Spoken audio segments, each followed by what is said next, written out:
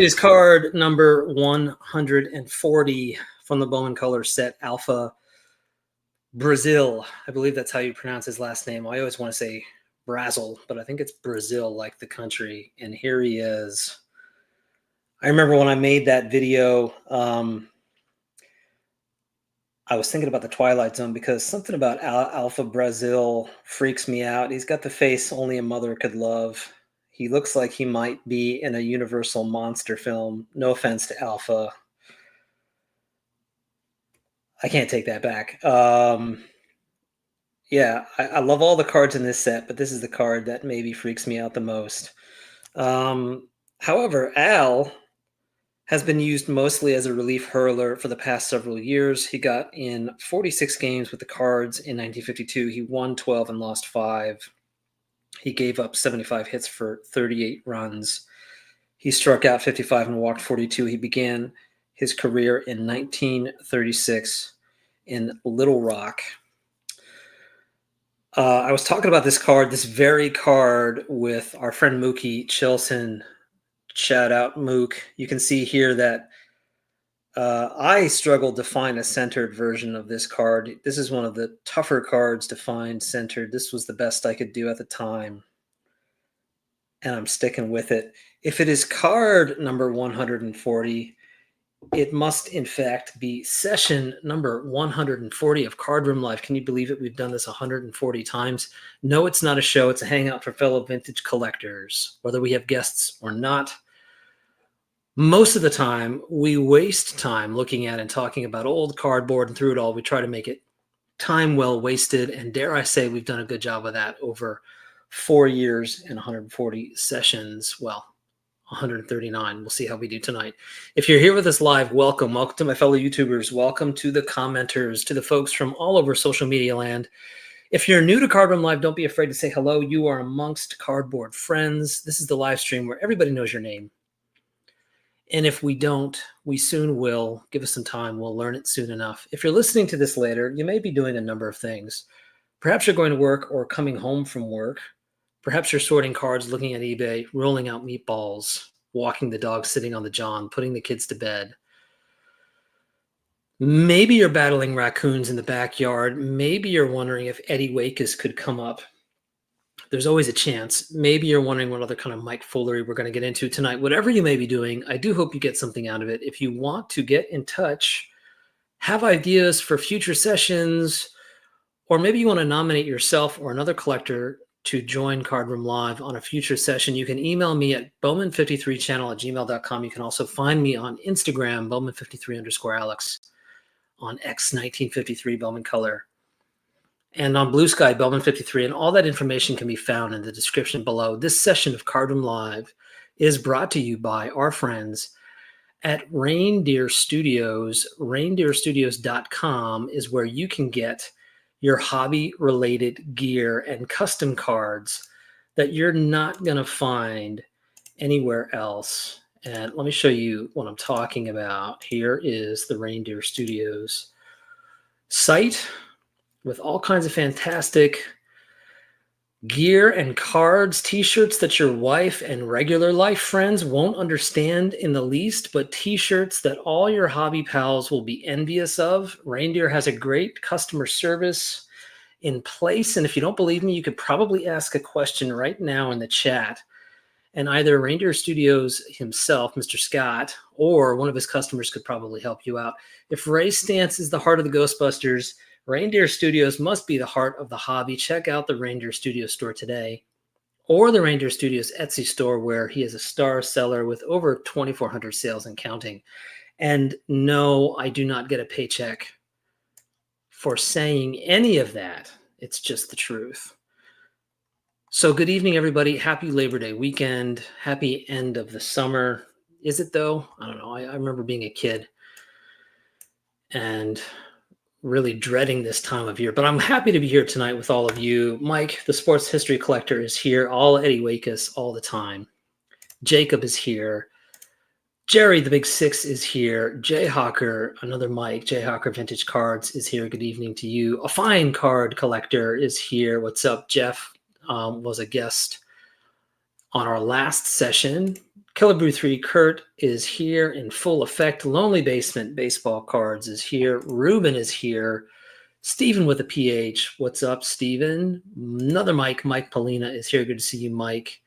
Peter B is here. Happy Labor Day. Indeed, Mitchell, the White Sox fan card collector, is here. Dean Gearhart, who collects it all, is here. Larry is here. Warren D in the CLE. What is up, hobby friends? Peacemaker Cards. I told you what was going to happen to Mookie. It was fate that we would talk about. Al again. Orlando, a collector's dream, is here. Nicholas, that's right. Zippers on the jerseys. There's one of the wonderful things about the Bone Color set is all the details that you can pick up in terms of equipment and their uniforms. A's fan Jim is here. Max is offended. We'll talk about that momentarily. Al looks like the lead singer for Midnight Oil.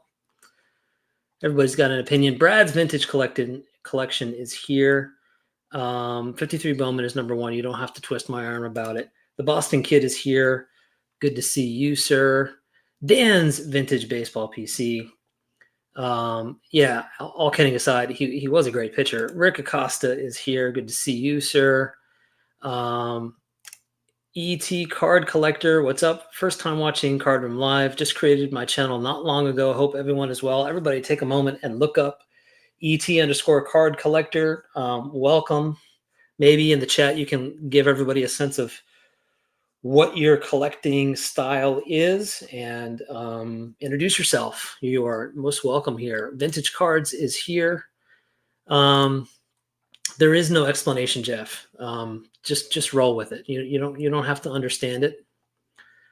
Understanding it actually makes it less interesting. I think it's probably better. Absolutely. Go to rangerstudios.com and buy the Diego card. Absolutely. Every time Ranger Studios is mentioned, Scott gets gray hair.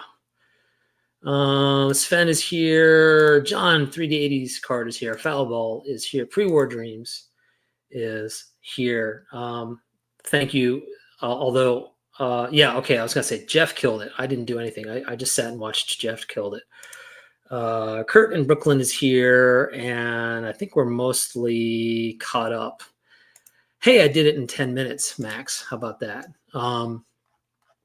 We've got a lively group of guests waiting to come in here, and the plan for tonight is a fresh round of cards with stories. We do show a card, which we did last weekend, and this weekend we're doing cards with stories. And I reached out to 3 collectors from our community and invited them to come on tonight. So let's bring these gentlemen in. I'm going to start with the elder statesman of the group, who's been on YouTube longer than any of us. It's this guy. What's up, Max? Hello. When you said elder statesman, I wasn't expecting to see myself. Well, sorry, Ron. I'm just kidding. Well, it's about YouTube years, and yes, YouTube years, you're like 5,000 years old. I am. So, yeah. You've seen, yes, and shout out to Scott, Reindeer Studios. Always got to rip my guy. Absolutely. There's a lot of infighting in the chat between Dodgers and Giants, and usually the Dodgers are on screen, and Max is like kicking up dirt in the chat. So now roles reversed. We're going to see some stuff going on. I know Rick Acosta's in the chat, so I'm sure he'll take care of that. Next, we've got Rob, the baseball time traveler. Rob, how are you tonight? I am the true elder statesman here. Yeah. Rob, how long have you had your channel now? Started December of 23, so about almost 2 years. Almost 2 years, okay, because it still feels like fresh to me, still feels new, but 2 years is a while, and you're doing a fantastic job. I'm really enjoying the series that you're putting together, especially of the 30s, because that's such a great time period with great cards and great stories. You'll see quite a few tonight. Okay, fantastic. And we have a new a rookie guest, a first timer on Card Room Live, a relatively new channel, Ross from Ross Loves Cards. Ross, how are you tonight? Doing good. How are you? Doing great. Thanks for being here tonight. Thanks for having me. All right. This is going to be great. So I reached out to these three gentlemen. These three guys have very unique collections. We're going to see some different cards tonight, some stuff that I've already been told that we should expect some curveballs from these guys. So if you're new to Cardroom Live, if you've not seen Cards with Stories before, basically I asked these guys to pick out 3, 4, a handful of cards from their collection. We're going to take turns. And each of these guys is going to share a card and a story behind that card. And the story can be whatever these guys want. Maybe it's related to baseball history. It might be related to the player or the team that player comes from or the year that card was released, something related to baseball history. On the other hand, it might just be hobby related. Maybe it's something about what attracted to them to that card or how they acquired that card or anything of that nature. Or maybe there's a completely unprecedented story or a personal story or something behind the card that drew them to it on a personal level. So we're going to find out. And we're going to get started with Ross. Since it's your first time, you got to go first. All right. Well, I guess just start with the card. Sure. All righty. The card that I choosing to show first is a 1954 Topps Preacher Row. Beautiful card because it is my first card that I bought of vintage cards. It is the card that got me into vintage and kind of got me going down the rabbit hole. And from there, that's mainly what I look for is vintage cards now. Why? Yeah, can you talk about how that happened and like why it was Preacher Row? Yes, why I chose Preacher Row is he's from my hometown, or he lived in my hometown. Around here, we've got Preacher Row Boulevard, it's one of the bigger traveled roads. But everybody, you just kind of grow up knowing who Preacher Row is if you lived here. I remember when I was probably 4 or 5, me and my mom, we was eating at a Oriental restaurant. It's called Oriental Gardens. And I remember Mom showed me Preacher Row and said he used to be a professional baseball player. And, I thought that was the coolest thing ever. So every time I'd see him, that's the first thing. I was a little kid. I didn't want to look at him or say hi to him. So I just kind of look straight ahead and kind of look out of the corner of my eye to see him. But that's kind of how I got into collecting vintage cards or Preacher Row. Something significant about this 54 is this is his last Dodger card. Actually, 54 was the last year that he would play. He was traded December 14th, 1954. Him and Billy Cox was traded to the Orioles. Now, Preacher Row did have a 55 Bowman come out, an Orioles jersey, but I guess he went maybe to spring training and then retired after that, but he never played a game for the Orioles. But so this was a significant card, got me into collecting. And something else that was neat about this, probably a month or so ago, Southern collector, Tony, called and said he wanted to send me a card. And I know you said show one card, but I'm going to show the same card. All right. He sent me the same card, but it was, this one's autographed. Oh, beautiful. That's awesome. So that's why I chose this 1954 Topps Preacher Row card. I'm so glad he was still in the Dodgers when that set came out. For me, there's something really special about 54 Topps with the blue Dodger and the yellow background. They did something about that just really clicks. It's really, really nice. And this book, we talked about it beforehand. Yeah. Summer. After reading that, it talked about Preacher Row's supermarket. Growing up here, my parents, they remembered him having a supermarket, and he told Roger Kahn in the book and said, we call it a supermarket, but it wouldn't be called a supermarket back there, but just a smaller scale. And when Roger Kahn would talk about the traveling down here, the roads he would take, get here, just kind of rang home being from this area. Right. Fantastic. That's a great start. Thank you, Ross. All right, Rob, we're going to move to you next. Okay. Well, I'm going to start with the curveball, Alex. Okay, great. First off, shout out to Scott Reindeer Studios, proudly wearing this new T-shirt. And little spoiler, this will be very important for my last card that I'll be showing tonight.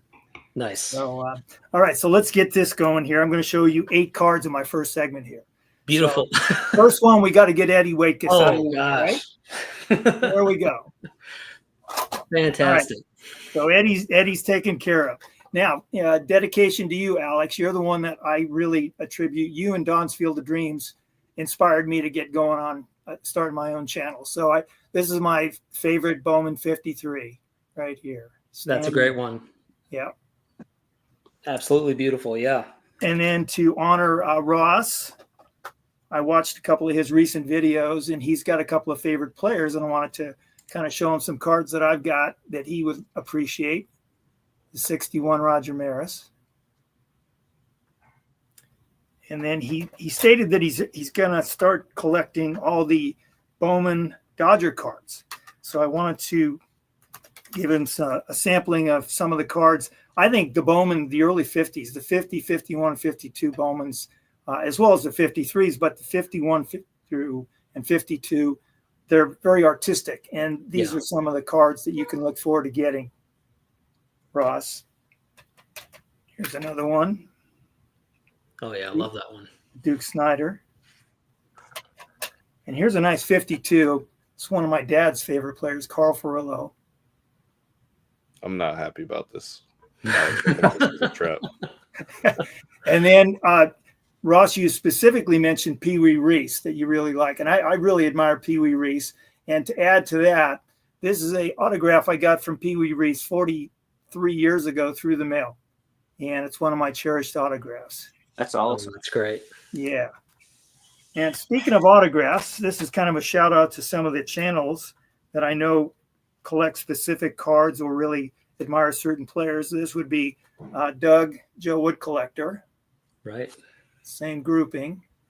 And these cards are the 1982 Diamond Classics Big League Collectibles. This is a shout out to Dan Vintage PC. I know he's a big Johnny Mize fan. Right. And we've got Don's Field of Dreams. I know he loves Stan the Man. Stan had a little struggle with that autograph, but that actually makes it a little bit more personal for me. Sure. And then last but not least, Eric, the Detroit Collector, and I'm sure there's some others. Here's what I think is one of the best autographs in the industry right there, Charlie Gehringer. Nice. And not to be left out, Max, Travis Jackson, Hall of Famer, New York Giants. Beautiful. I'm not related to him. I figured you weren't.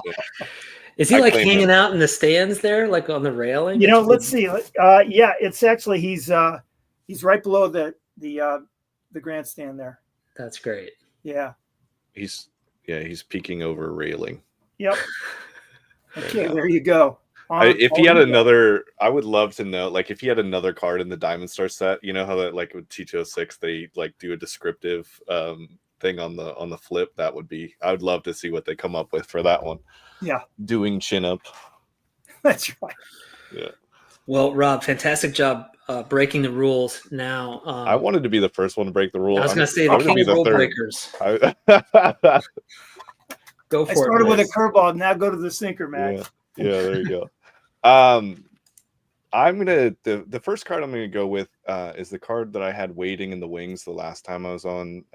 Oh yeah, right. Cards with Stories. So I just want to thank you, Alex, for having me on again to right this wrong, because this is truly one of my favorite cards in my collection. This is an E95 Larry Doyle, but what makes this one special is that when they printed the back, it was offset, so you can actually see parts of 4 different backs on the E95. Now, I've looked around, and when I received this, I put a post out on Net54 asking if anyone else had any 4 split backs. No one commented, so I'm going to say I have the only one. And what makes that one special, and should I just hold it up the whole time I tell the story like this? Absolutely. You must hold it up. Yeah. It's up to you, man. So what makes that one special is it got posted on eBay, and I was in the middle of building my T206 set. And when that sort of thing is going on, like I was not wanting to spend any money on anything else. At this time, T206 commons and 3s were around $40. And this gets posted up for, I think it was 100. I think it was 100. And I was just like, man, I don't really need it. Like, it's really cool, but I don't need it. I was in full denial. Obviously, I totally needed that card. And I just like let it sit. And then it sold. And I was just devastated. I was absolutely devastated. And it taught me a really good lesson about, when you see something special, it's time to buy it. Furthermore, this is my favorite part of the story, is it gets reposted on eBay for, I think it was like $2,000 or something like that. And I was like, there's this jerk trying to make a bunch of money off me, and he's trying to flip this and all this kind of stuff. And who is this guy? As it turns out, your friend and mine, Lefty NDV10, who would be a great guest on Card Room Live, had purchased the card, and I knew his eBay account. So he got with someone that I didn't know and had them post it on their eBay account just to mess with me. This whole time, the whole time the card was in the mail to me. It's like up on eBay for this outlandish sum. And I just get it in the mail, and I was like at a loss for words. I was like, I don't know. I still to this day have never been like pranked that hard in my life. That's incredibly elaborate. Yeah. Wow. Oh, it was great. It was great. I really respect him for that. And slash fear him too, maybe. Yeah. If you know me, I like to, give people a hard time and joke around and everything like that. And that was my comeuppance a little bit, I guess. So let me show the card one more time. Yeah. And I just wanted to make sure. I actually showed this in one of my recent videos, just the back, when I got in a different Larry Doyle error, but didn't tell the story, and it worked out because I thought this was the perfect avenue for it. So there's card number 1 for me. I only grabbed 3, so you guys got to really fill time, although there's already been like 80 cards shown, so I don't know. Only 65 to go. Yeah, right. There you go. That's right. If we're including your background, we're up over the cap for sure. I've got a stack right here. If we really need that's it. Too many. Throw half those out. All right, I think Ross, we're back to you. Well, I was originally concerned I was going to get bounced for having 2 of the same card on here, so I feel better about that now. But this card that I'm going to show has already been showed tonight, and I probably ought to have Rob hold his back up because it's better than mine is. I thought you were going to show another E95 slip back. I was going to be like, what? Yeah. I'm so sorry. That in the safe. No. That's a beauty. But this 61 Roger Maris. Of course, the 61, this is card number 2. This is coming off his first MVP award. He hit 39 homers in 1960 and had 112 RBIs. As everyone, I'm sure, knows, after that, him and Maris had a home run race, we'll call it, and racing for the number 61. And I don't know if I'm sure everybody who's into baseball has seen the movie 61. I remember in high school, my buddy, when it came out, he brought it over and we watched it. And, that was kind of my first experience learning about that home run race and all that went into that. And here recently, I've bought this book, 1961. And something that I really like numbers. Something they said was interesting about this was 1961 reads the same way this way as if you flip it upside down. And I can't remember Nice. how many years down the road it would be until that happened again.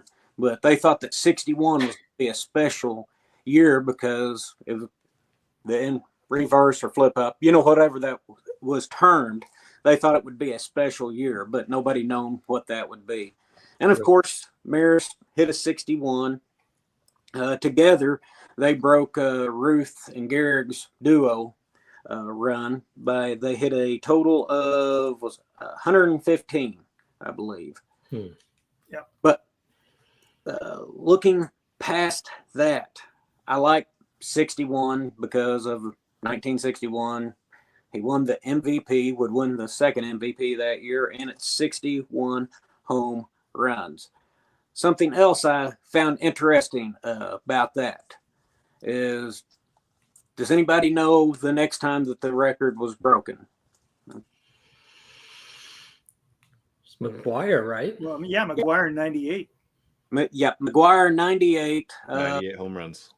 Then Sosa, I hit over that number. I can't remember if it was before or after, but Sosa, if you look on the top, he's on there a couple times, and then Bonds, and was that 02? But anyways, all of them were National Leagues, and all of them who broke that record also have been accused maybe of some enhancement stuff I've heard. I haven't heard indefinite or not. But the next one to beat the 61 was Aaron Judge in 2022. So Aaron Judge now holds the American League record. Something I found interesting about that was it was 61 years after 1961. That's when it was broken. How about that? Another 61 in there for you. I was around for both.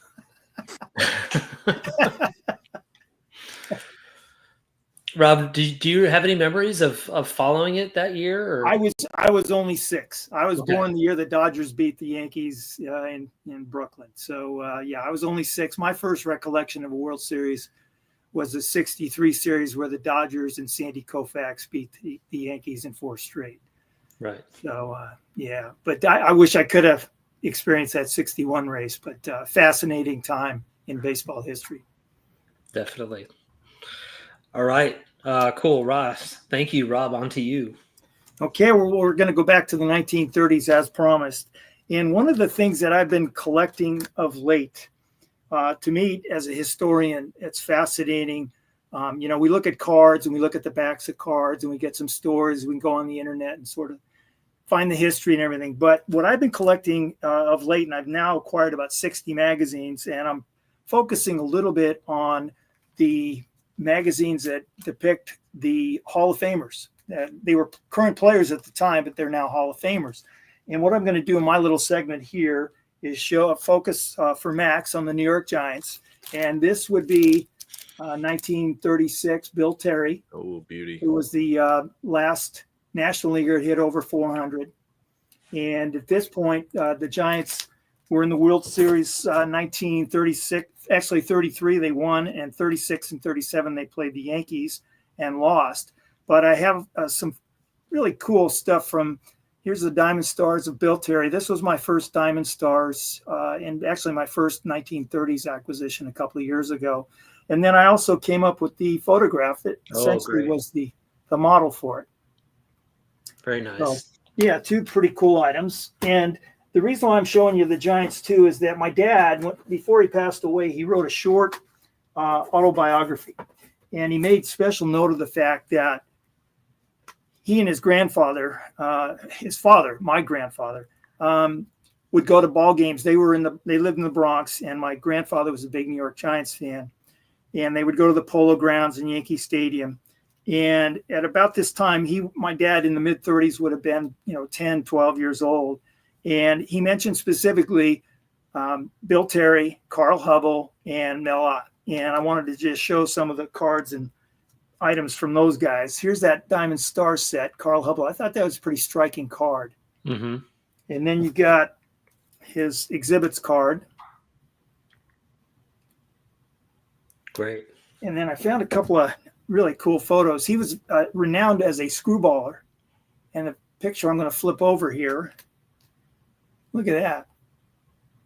Oh, wow. You can actually see the hand action from the screwball. And then to finish it off, Dan's vintage PC, he'll appreciate this because we both really like the 39 play ball set. And there's the Hubble card. And then last but not least, the trifecta. I'll move it along here. Got Mel Ott. And interesting thing, here's just a quickie. Inside of one of these magazines, I found a torn out piece, and this is from the Philadelphia Daily News. And being the investigator that I am, I tried to figure out when this was because there's no date on it. So what I did was I looked at the thing, and this is talking about Mel Ott, and he's 7 years into it. So I narrowed it down. It had to be 1933. And then on the flip side, there's the standings, the current standings, and it was early on in the season. I narrowed it down, my friend Baseball Reference, to May 2nd, 1933. So, yeah, so here's some quick cards of Mel Ott. Got to move it along here. Here's a couple of photographs. I love finding old photographs or making copies of them. And then here's his 39 play ball. Oh, great. Love that card. Yeah, it's a great card. I really love this set. And then this will kind of be a lead into the next round. We'll be focusing on the Yankees, two of my favorite guys here. Both number fours. Nice. There you go. Great stuff. Wonderful. I wanted to tell a quick story about, Rob, you showed the Carl Hubble with his hand being like this. The Giants broadcaster, Mike Krukow, tells a great story. Carl Hubble would hang around the Giants a lot in his later years, and he swears that when he would walk towards you, you could see his palm on his pitching arm. Yes, I've heard that story before. Yeah, because his arm was just all messed up from the screwball. So and there's kind of a tragic story related to Hubble and Mel Ott. They both died as a result of injuries sustained in a car accident, and it was about 30 years apart and on the same day. The accidents occurred on the same day. I didn't know it was on the same day. That's crazy. Yeah. So, but those two great ball players, no question. And Bill Terry, two of course, of my favorites. Well. Yeah, all-time greats. Nice. All right, Max. This is not a story, but I just want to show my Bill Terry that I picked up at the National. Sweet. Oh, yeah. Love this card. Yeah. He has such a great signature. On from a great pitcher to one of the worst to ever appear, maybe the worst to ever appear in the major leagues. This is Charlie Victory Faust. And he doesn't have any cards, but what this is a Type 1 photograph. He looks like he knows what he's doing. Well, you might not know ball then, Alex. I don't know what this. So this is one of my favorite stories. Let me show the back just because people may really enjoy seeing the stamp and the writing. This is one of my favorite stories in Major League history. I think this could make a great movie or show or something like that. But I'm not going to get into the whole story. But Charlie Faust was a man who, and I want to not be canceled my description. So he basically was in a town not up to much when a fortune teller told him that he would both pitch for the Giants and help them win the pennant. And he showed up, and John McGraw is very infamous for being extremely superstitious. And so when he heard that a fortune teller told him this, he was like, okay, we'll give you a tryout. So he pitched and he hit, and he wasn't good at either of them. But yeah, they kept him around for good luck. It got super elaborate. They went on these long winning streaks, and then he would get in arguments with the team, and he would leave, and they would go on losing streaks, and then they would go, look for him and get him back.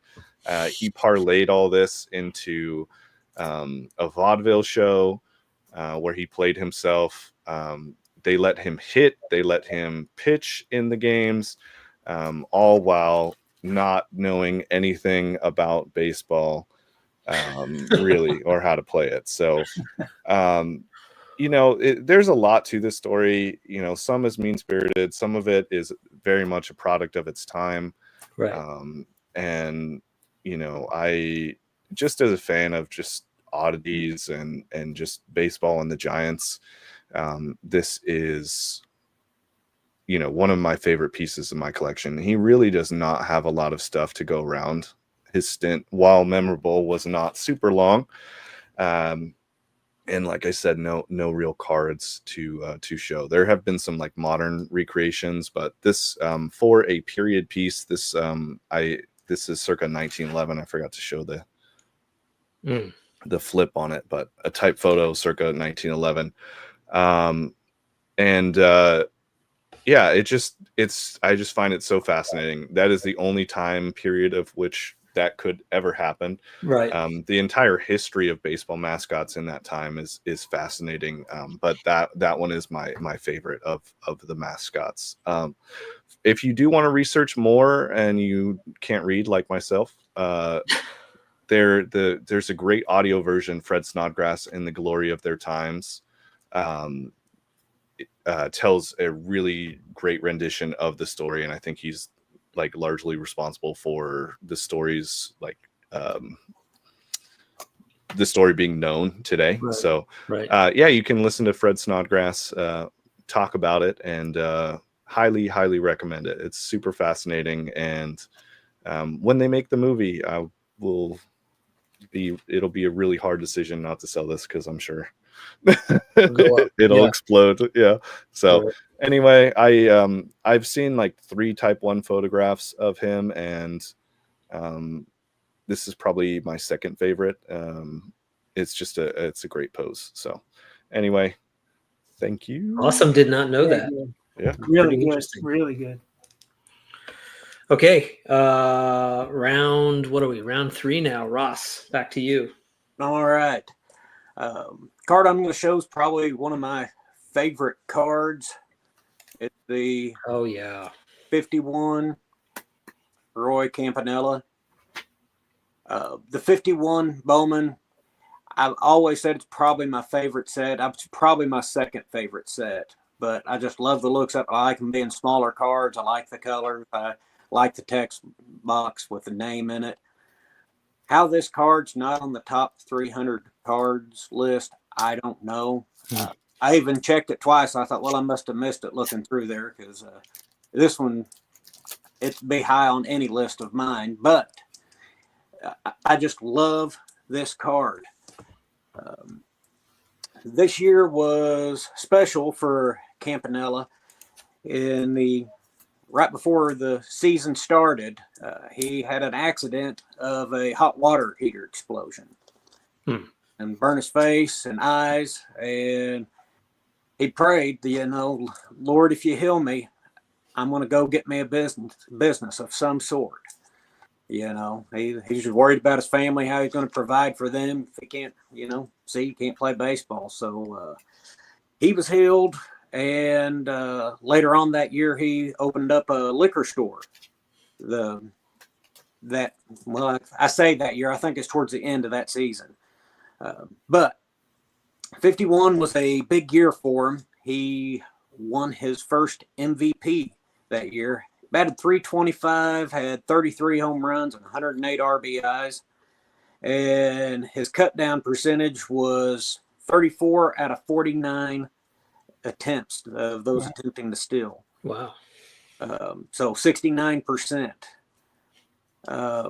51 also was the first time that both the American League and National League MVPs were catchers. And of course, those both from New York. What are the chances of that happening? How much of an exciting time that would have been to been in baseball and, watching those games. Of course, we know that season didn't end well for Campy. He had a the best seat in the house for the shot heard around the world leading up to the playoff. But he did go ahead and win the MVP. And they said at that point in time, with baseball being king, that came with a certain celebrity status. And from what I know about Roy Campanella, that's something that he enjoyed. He enjoyed being interviewed, enjoyed talking, enjoyed people liking him. This book, Campy, I recently read that. Nice. Would highly recommend that. I guess instead of showing multiple cards, I'm breaking the rule by showing a book with each one. It's all good. I've got it sitting here just by chance, so I'll show this card, even though I'm not technically telling stories tonight. There you go. There's Roy with a bat in his hand.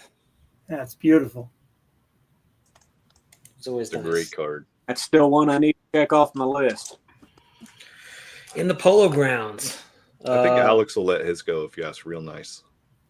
No chance. No. Because then I'd have to collect the set again. Like, it'd be a hole. Is that where that's taken at? Yeah. And in fact, most of the National League photographs are in the Polo Grounds. Most likely because the photographers were all New York based and they just sort of said, hey, like, we don't have to travel. We'll just show up. And whenever the visiting team is there, we'll snap the photographs for whoever has a contract with Bowman. And in fact, a lot of what they did was they would get the contract signed on the day they showed up and then take the photographs and just kind of do it all in one fell swoop, for efficiency's sake. But there are a bunch of photographs that are also spring training photographs. You made a mistake, Ross. You asked me a question about the 53 Bowman color set. I could talk about that all night. Rob, on to you. Quick story here to lead into this group. In the summer of '65, my family and I, we lived in Southern California, and we drove to San Francisco for a family vacation. And we visited Fisherman's Wharf. And in the mid-'60s, there was a famous restaurant called DiMaggio's. And a couple of weeks ago, I was just, doing my usual eBay scroll. And all of a sudden, I see this postcard, and it's DiMaggio's restaurant. And it's got Vince and Dom and Joe in the middle there. And that kind of led me to, okay, so what else is going? And I verified that it's from the late 30s, early 40s. And that led to getting a couple of matchbooks, because back in the 60s, everybody had way back then, everybody's smoking, right? Yeah. Even my folks were smoking. Fortunately, my dad quit. My mom quit a few years later, but my dad quit in '66. Oh, that is a beautiful. Isn't that neat? Yeah, that's great.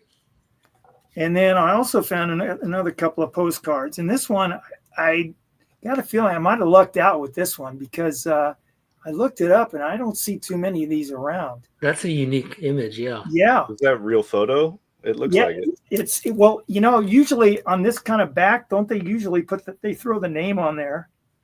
But this one's clean. So, I asked the guy, is it a legit one? And he says, well, as far as I know. And those two white spots there, I matched those up with a couple other ones that have been graded. So we'll see. That's just another bit. And then here's one that's really, I think, pretty cool. I got to hurry it along because I got a few more players I got to cover. There's Joe DiMaggio, one of my favorite guys. Here's a little trivia question. Who's that? It also looks like Joe DiMaggio. It is. Rookie year. He wore number 9. Number 9. Yeah, Frankie Crissetti had number 5, and they switched it, obviously. Crissetti, I think, went to 1 after the 35 season or 36 season. And then last but not least, got to show the card. Oh, boy. Yeah. Monster. Beautiful. Okay, and then the next guy, I kind of doing a trifecta here. Got Bill Dickey, who was one of Lou Gehrig's best friends. And I really love Bill Dickey. I have so much respect for the guy. And here's a classic photo of he and Lou arguing with an ump, and it ends up that ump is Cal Hubbard, who is the only guy in the NFL Hall of Fame and the Baseball Hall of Fame. He's not a guy I would want to mess with. Played with the Packers and Giants, I think, in the 30s and 40s. But here's some really cool shots. I think Dan Dan's Vintage PC would appreciate this. I know he's got this. We talked. I got this guy here. I think Jason, Everyday Card Collector, showed it last week. But here is the matching photo I was able to come upon. Yeah. And And then, painted the background out. I hope this doesn't glare too much, but that's one of the coolest photographs of Dickie I've seen. It's got to be early on in his career. This is a great photo. I love the early catcher's gear stuff. Just anything. And then we're going to close it out with my guy, Lou Gehrig. This is the program for the 1939 World Series. It's Game 2.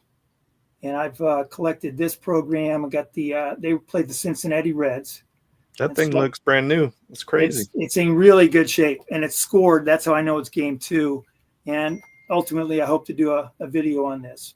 But I've been, for my collecting life, if you will, I've always been looking to try and get a playing day Lou Gehrig card. And it's something that I literally a couple of weeks ago had to send 600 cards off for consignment to help offset the cost. But I finally picked up I'm going to call it my Grail card because I don't think I can do any better, and who knows. But oh, wow. There it is. Great. That's beautiful. Look at that. Yeah.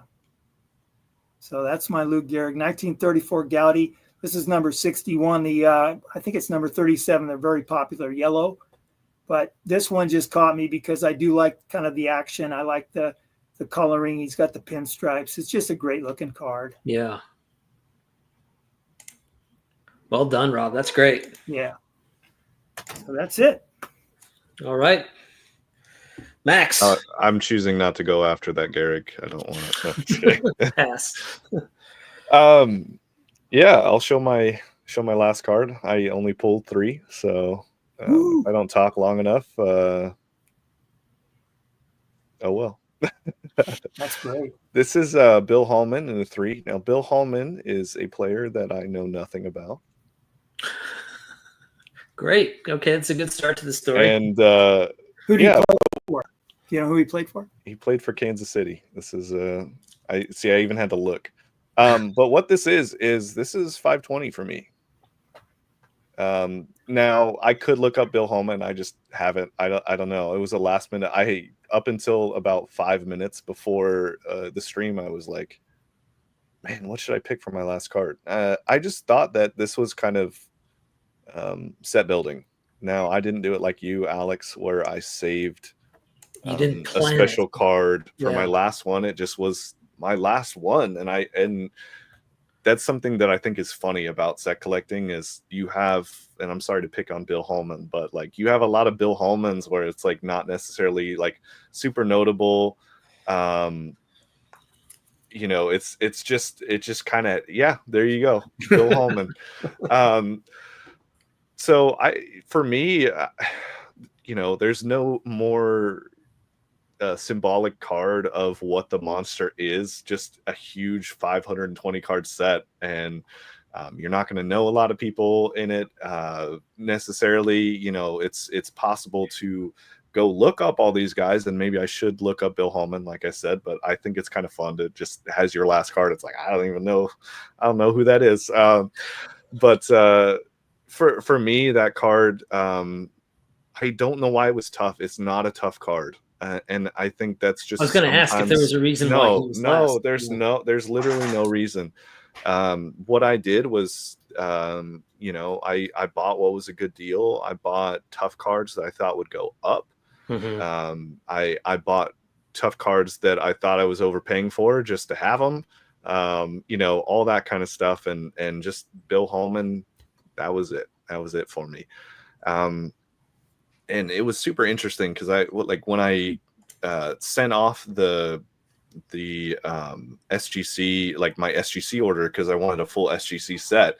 I was like super excited. There was a lot of great cards in there. I was like, man, the Bill Hallman, I can't wait. What a fun time it was to be able to lay them all out. So Right. Yeah. Bill Holman will always have a special place in my heart. And probably I'm the only one that will say that. I watch, he's like, oh man, he's a borderline Hall of Famer. Max doesn't know anything, all It's this this kind of great stuff. story. Yeah. Yeah. It kind of leads to that discussion that there's so many collectors out there that obviously have sets from many years, many decades, if you will. And if you just take the time to literally punch in a name, and that's how I found out about the Carl Hubble Melot thing. You just see these little factoids, and it kind of brings a lot of those cards to life, other than just flipping through a binder and a bunch of faces you don't recognize. It's a great way to just find some stories. I always think when you build that set, those cards, you see those cards different than anybody else does, for the reasons, Max, that you're talking about, and Rob, what you just mentioned, where you get to know the cards. That's why I think sometimes when people talk about sets and they say like, well, this set's better than that set because this set has more Hall of Famers, it's like the only person that thinks that is somebody who hasn't built that set. Like I'm aware of the Hall of Famers, definitely from a financial perspective, because you got to sort of figure out like what are the big cards and which one should I get, Max, kind of like you were talking about. But I'm just as aware of Alpha Brazil as I am Roy Campanella because of building the set. Anyway, guys, we got to do a lightning round here. Let's see if we can get through one more. Ross. Okay, just going fast. I recently did a video about this card, 1953 Topps Warren Spahn. This is the year where they moved from Boston to Milwaukee. What I found interesting about that is they announced on the March the 14th that they would be moving, and they played their first game in Milwaukee, their first home game, April the 14th. What I find interesting about that is Warren Spahn had just recently invested $30,000 into a restaurant right across from Braves Field. Oh, man. And, just kind of put that in perspective. A new Chevy truck then would be less than $1,500. And Warren Spahn that year made, in 53, made $25,000. So much less having to tell his business partner, hey, the main attraction's moving out of town, across the street. It'd be kind of rough to tell the wife, too. You remember that $1,000 investment I made? Well, we're moving town. So, wow. Kind of made me think of, how maybe businesses on Route 66 felt when they bought the business, and next thing you know, they put the interstate in. Right. But I think Warren Spahn, it turned out to be okay for him. I was gonna say he probably made out all right in the end. Okay, Rob. All right. Well, I think what I'm going to do is focus on it. You can see behind me, that's a good amount of the 1939 play ball set. And I know that's visually not appealing to a lot of people. It's a black and white, but to me, and I've talked about this in some of my videos. Rob, let me just stop you right there. If that's not visually appealing to somebody, they can leave right now. There you go. There you go. To me, it's kind of emblematic of the times. We're coming out of the Depression. We're going into World War II. And I've been fortunate enough to collect. You just mentioned a few seconds ago, Alex, about the Hall of Famers in particular sets.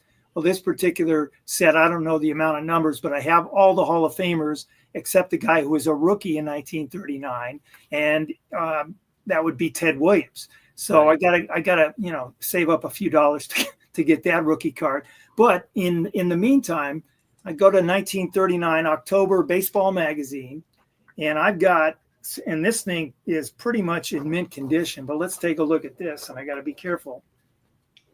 That's astonishing. That's beautiful. Isn't that beautiful? Yeah. So to me, that's a great substitute until the real deal shows up, but cherish that magazine for sure. That thing is crispy. Yeah. It's almost like it's right off the press. So it might actually be a time traveler. You just took it right off the rack. Yeah. Some of these people, it's amazing the condition, like you mentioned with that 39 World Series program. That's a guy that, probably showed up at the stadium. And I remember when I was a kid, I would do the same thing. I'd kind of preserve it. I didn't crunch it up, roll it up, and all that sort of thing. And somebody put it in a box and kept it there for decades and maintained its condition. Yeah. I would have wrecked my program. Now, you saw me get up. I thought you were going to keep it on Ross. I thought you were going to do a close up, and I was like, "Oh, let me run and go get a card." And then as soon as you got up, I was like, "Ooh." Yeah. I just thought for my last thing, I would just show something that doesn't have any story at all. Great. That's this check right here. Speaks for itself. Yeah. This Lawrence Doyle check. There's nothing. Oh, there you go. There's nothing significant that has ever happened with this. I'm pretty sure there's a story, but we can leave that for. Yeah, no, there's no time. Is that the one, Max, where the PSA flipped it over? No, they folded it into. Yeah, they folded it. Yeah, they folded the end of it. Yeah, I didn't have time to grab my last actual item. I just thought that would be funny to show this and just like, never acknowledge anything about it. But here we go. Wow, that's a great place to end. Yeah, that story is painful, but I'm glad it's in the right holder now, despite having been folded. Yeah, exactly, Dan. All right, guys, we are just about out of time. So I want to say to Max, Rob, and Ross, thank you guys for jumping on tonight and for sharing some cards and some stories with us. It was a real pleasure. Thanks so much for having me, Alex. Absolutely. So until next Sunday night, guys, thanks for joining in. The chat, or the bar as we like to call it, is what makes Card Room Live what it is. If you enjoyed this live stream about nothing, give it a thumbs up. If you did not enjoy this live stream, I'm not sure why you're still here. If you want to get in touch, email me at bowman53channel@gmail.com. You can always find that information in the description below. Take care of yourselves out there, and we will see you next Sunday night. Have a great week, everybody.